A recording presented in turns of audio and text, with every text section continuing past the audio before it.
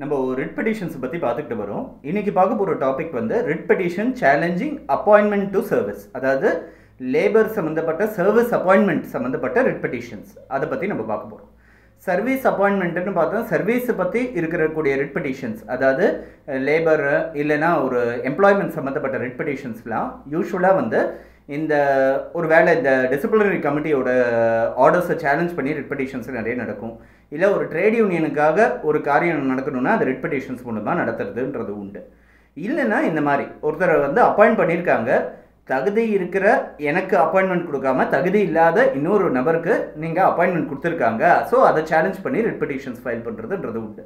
இது நேரடியாக வேறு சட்டத்தில் வந்து சேலஞ்ச் பண்ண முடியும்னாலும் ரிட் பெட்டிஷன்ஸ் தான் இதுக்கு யூஸ்வலாக எடுக்கிற ஒரு கோர்ஸ் ஆஃப் ஆக்ஷனாக இருக்குது.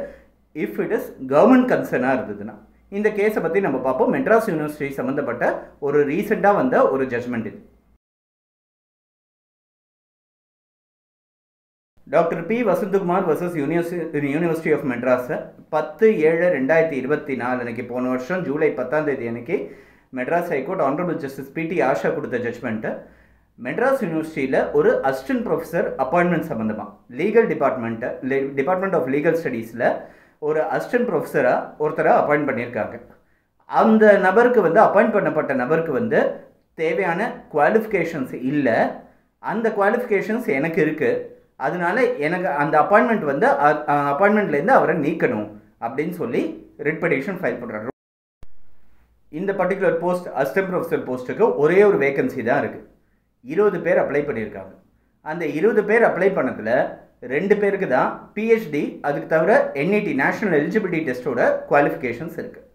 ஸோ அப்ளை பண்ண அந்த 2 பேர் அப்ளை பண்ண 20 பேரில் 2 பேருக்கு தான் அந்த குவாலிஃபிகேஷன்ஸ் இருக்குது. அவங்க 2 பேரை விட்டுட்டு வேற ஒருத்தருக்கு அந்த என்இடின்ற அந்த நேஷனல் எலிஜிபிலிட்டி டெஸ்ட்டுன்ற குவாலிஃபிகேஷன்ஸ் இல்லாத ஒரு நபருக்கு இந்த அப்பாயின்மெண்ட் கொடுத்துருக்காங்க. அசிஸ்டன்ட் ப்ரொஃபஸர் போஸ்ட்டுக்கு பேசிக்கான qualification junior research fellow national eligibility டெஸ்ட்டில் பாஸ் பண்ணியிருக்கணும். ஸோ அந்த டெஸ்ட்டில் பாஸ் பண்ணாத ஒரு நபருக்கு அசிஸ்டன்ட் ப்ரொஃபஸராக வந்து கொடுத்துருக்காங்க. ஒருவேளை பிஹெச்டி பாஸ் பண்ணியிருந்தாங்கன்னா அந்த என்இடி குவாலிஃபிகேஷன்ஸ் தேவையில்லை. இதெல்லாம் வந்து அதில் இருக்கிற சாதாரண ஒரு அண்டர்ஸ்டாண்டிங், ஒரு ரூல்ஸ். இதை அடிப்படையாக வச்சுக்கிட்டு அந்த தகுதி இல்லாத ஒரு நபருக்கு அந்த ஜாப் கொடுத்ததை சேலஞ்ச் பண்ணி இவர் வந்து கேஸ் ஃபைல் பண்ணியிருக்கார். இந்த கேஸ் ஃபைல் பண்ணதில் இதை ஒரு அட்மினிஸ்ட்ரேட்டிவ் டிஸ்கிரிஷனாக ட்ரீட் பண்ண சொல்லி அந்த சைட்லேருந்து ஒரு வாதம் வர ஆரம்பிச்சுது. பட் அதை ஏற்றுக்காமல் ஹைகோர்ட் வந்து இவர் ஏற்கனவே அப்பாயிண்ட் பண்ணது தப்பு, ஸோ அந்த அப்பாயின்மெண்ட்டை கேன்சல் பண்ணிவிட்டு ஃப்ரெஷ்ஷாக இருக்க வேண்டியது according to eligibility appointment conduct பண்ண சொல்லி ஒரு ஆர்டர்ஸ் பாஸ் பண்ணாங்க. ஏன் இது அவ்வளோ முக்கியமான ஜட்ஜ்மெண்ட்டை சாதாரணமாக வந்து ஃபைல் பண்ணுறது தானே, கேட்குறது தானே அப்படின்னு நம்ம பார்த்தோம்னா, ஒருத்தர் அப்பாயின்மெண்ட் ஆனதுக்கப்புறம் அவர் ரிமூவ் பண்ணுறதுக்கு வந்து அவர் வந்து குவாலிஃபிகேஷன்ஸ் இல்லைன்னு கோர்ட் முன்னாடி ப்ரூவ் பண்ண வேண்டியதாக இருக்கும். இந்த அப்பட்டமாக இது டைரெக்டாக இதை ப்ரூவ் பண்ணுறது வந்து ரொம்ப ஒரு கஷ்டமான ஒரு விஷயம். சாதாரணமாக வந்து கோர்ட் முன்னாடி சொல்கிறது இந்த பர்டிகுலர் நபருக்கு இதான் குவாலிஃபிகேஷன்ஸு, இந்த குவாலிஃபிகேஷன்ஸ் இல்லைன்னு சொல்லி கோர்ட் முன்னாடி ப்ரூவ் பண்ணுறது ரொம்ப கஷ்டமான விஷயம்.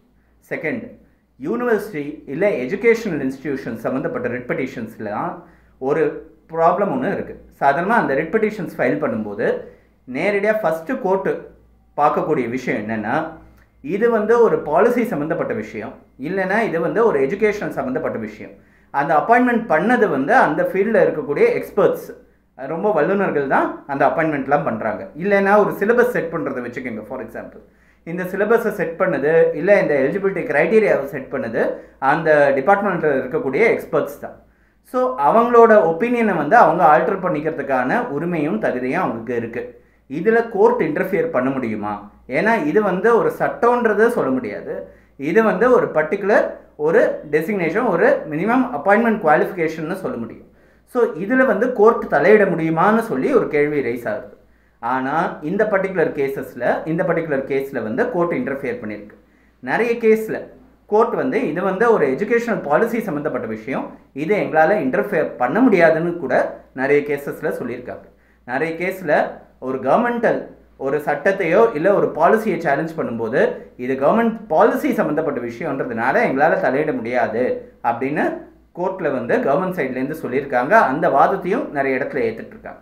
இந்த பர்டிகுலர் கேஸில் இந்த அப்பாயின்மெண்ட்டுக்கு அகெயின்ஸ்டாக இவர் வந்து சேலஞ்ச் பண்ண அந்த ரிட் பெட்டிஷன் வந்து அலோவ் ஆயிருக்கு.